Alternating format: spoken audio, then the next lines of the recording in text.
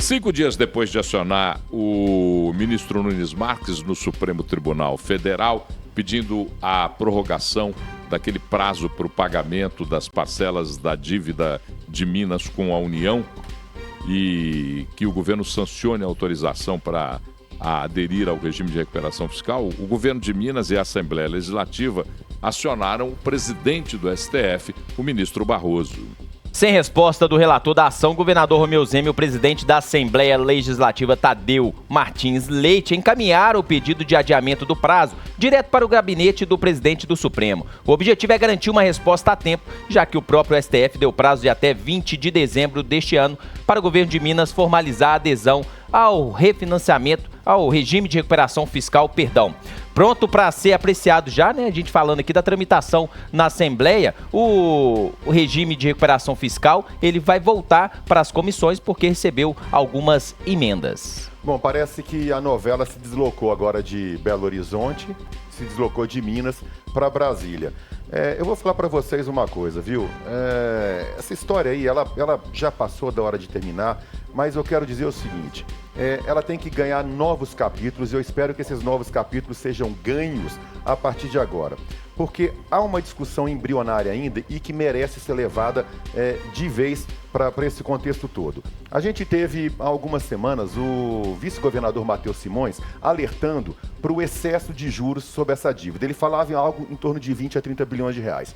O presidente da Assembleia, o deputado Tadeuzinho, esteve com a gente aqui no 98 Talks e explicou detalhadamente a origem dessa dívida, que vem lá de 98 e que cresceu 14 bi à época, né? Isso, e que cresceu substancialmente de 98 até 2014, porque o indexador era o IGPDI mais 7%, Paulo. Um absurdo, é extorsão, quase agiotagem. agiotagem. A partir de então, houve a mudança de indexador, mas ainda continua sendo uma agiotagem, porque o governo federal capta dinheiro via endividamento mais barato e empresta para os estados com valores mais caros. É quase como uma agiotagem, sim.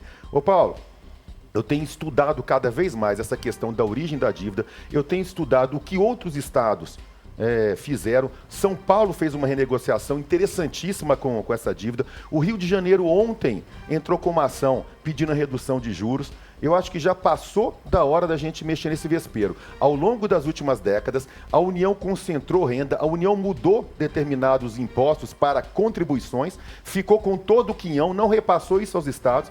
Os estados começaram a ter dificuldade para pagar essa dívida e com os juros crescentes isso só aumentou. Então eu acho que adjacente a esse tema todo da recuperação, do regime de recuperação fiscal, eu vou fazer um apelo público aqui ao deputado Tadeuzinho, ao governador Romeu Zema, ao senador Rodrigo Pacheco. Está na hora de todo mundo sentar e começar a discutir seriamente se o valor da nossa dívida é isso tudo. A meu ver, por tudo que eu já estudei a respeito, e eu estou só no começo, não é, Paulo. O valor é muito menor e, quiçá, é muito próximo a zero. E o mais interessante de tudo, que para manter-se vivo nessa relação, o Estado, a Federação, a União, ela ainda usa o nosso próprio dinheiro. Claro, porque dos impostos arrecadados. Porque todo o dinheiro produzido no país não é feito no país, é feito no município, gente. Vamos ter essa clareza. Quem produz riqueza para o país é o município. A União só arrecada, a União produz muito pouca riqueza para o país. Então, além de tudo, municípios e estados são penalizados com uma cobrança absolutamente escorchante, agiota puro, e a gente tem que ficar aí negociando dívidas de 160 bi numa dívida constituída originalmente por 14 bilhões de reais. E ela dá um salto, porque ela vai de 14 bi e rapidamente, em um curto espaço de tempo, ela se transforma em 90 bilhões. E depois vai para 160. E depois vai para 160, 2 saltos enormes. E mesmo com a adesão ao regime, isso foi muito bem explicado também, a gente chega no final dos 9 anos devendo mais de 200.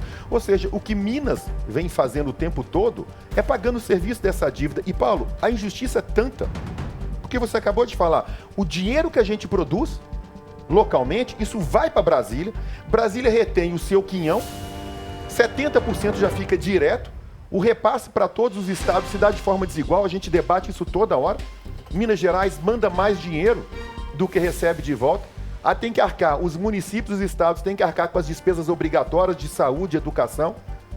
Quando vem medidas do governo federal, como a gente teve ano passado, aquela PEC para poder desonerar os combustíveis. Isso tirou a arrecadação do Estado porque impactou diretamente o ICMS. Mas os juros da dívida continuaram lá em cima. É desproporcional, é desigual, é arbitrário, é incorreto.